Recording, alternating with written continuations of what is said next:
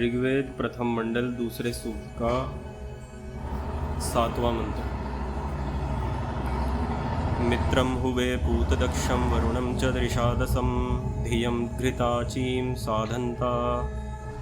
पदार्थ: मैं विद्या का चाहने, पूतदक्षम पवित्र बल सब सुखों के देने व मित्रम ब्रह्मांड और शरीर में रहने वाले सूर्य तथा ऋषादसम रोग और शत्रुओं के नाश करने व वरुणम च शरीर के बाहर और भीतर रहने वाले प्राण और अपान वायु रूप वायु को हुए प्राप्त होऊं, अर्थात बाहर और भीतर के पदार्थ जिस जिस विद्या के लिए रचे गए हैं उन सब का उसके लिए प्रयोग करूं।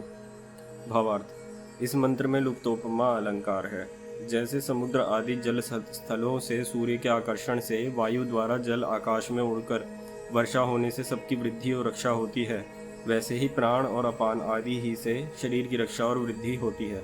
इसीलिए मनुष्यों को प्राण अपान आदि वायु के निमित्त से व्यवहार विद्या की सिद्धि करके सबके साथ उपकार करना उचित है। अब यहाँ पे ना आपको दो चीज़ें बता देता हूँ, प्राण किसी को कहते हैं और अपान किसको कहते हैं। आप जो सांस लेते हो तो आप जब सांस लेते हो तो आपके शरीर के जो प्रेशर है ना वो ऊपर से नीचे की ओर जाता है। जाहिर सी बात है, जब आप फेफड़ों में सांस भरोगे तो इधर एक झिल्ली होती है फेफड़ों के नीचे, जिसे डायफ्राम कहते हैं इंग्लिश में, वो ना नीचे की ओर दबता है। तो जाहिर सी बात है पेट के अंदर की जितनी वायु है वह नीचे की ओर जाएगी। तो कोई भी वायु जो नीचे की ओर जाती है ना शरीर में, जिससे आप अपना मल निकालते हो, मूत्र करते हो, ये सारी अगर वायु नीचे की ओर नहीं जाएगी तो अंदर का माल बाहर नहीं निकल पाएगा। सिंपल सी बात है। अगर मान लो उल्टा हो जाए तो वो नीचे की बजाय ऊपर चली जाएगी।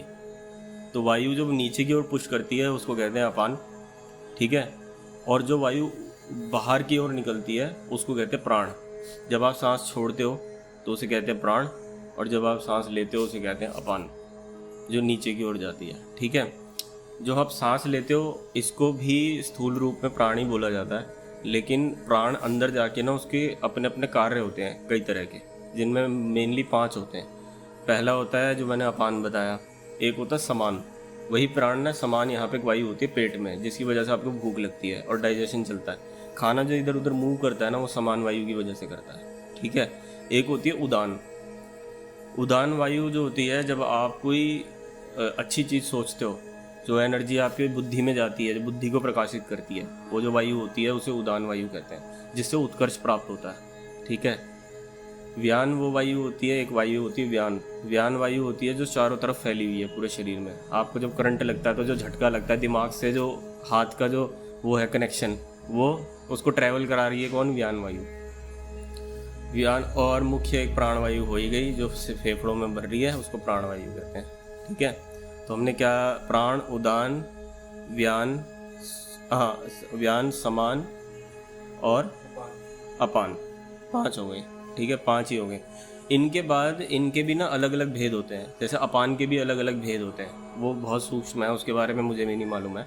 तो यहाँ पर इस मंत्र में ये कहा जा रहा है कि आपकी जो प्राण वायु है और जो अपान वायु है, इनसे आपको लाभ लेना चाहिए, ठीक है। इसका दूसरा अर्थ हम ये ले सकते हैं कि इनके साथ छेड़छाड़ नहीं करनी चाहिए। अगर आप इनके साथ छेड़छाड़ करोगे तो आपको दिक्कत होंगी।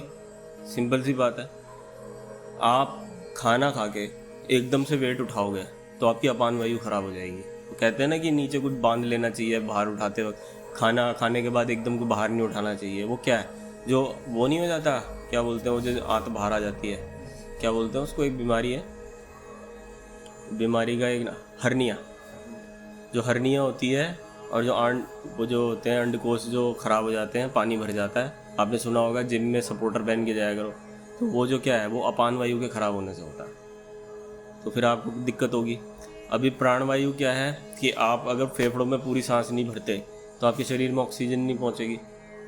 तो प्राण अपान ये इन दोनों की वजह से ना आपके सारे कार्य मेनली होते हैं। जैसे आप किसी भारी चीज़ को जब पुश करते हो, है ना, तो क्या होता है, सांस बाहर छोड़ते हो। जब आप नीचे की ओर झुकते हो तो सांस छोड़ते हो, जब ऊपर की ओर उठते हो तो सांस भरते हो। तो वो प्राण और अपान ही तो है, सांस ले रहे हो छोड़ दो। तो इनका सही तरह से इनको समझना और इनसे उपकार लेना इस मंत्र का उद्देश्य, ठीक है। ओ